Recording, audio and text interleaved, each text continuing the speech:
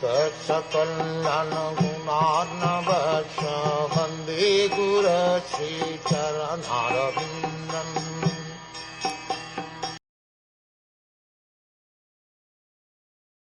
Of the two children born of Akuti, the male child was directly an incarnation of the Supreme Personality of Godhead, and his name was Yagya, which is another name of Lord Vishnu.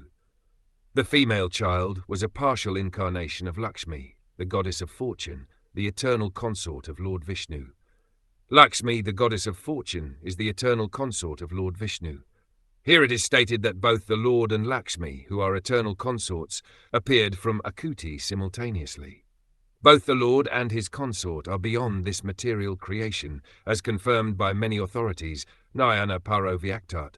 Therefore their eternal relationship cannot be changed, and Yagya, the boy born of Akuti, later married the goddess of fortune.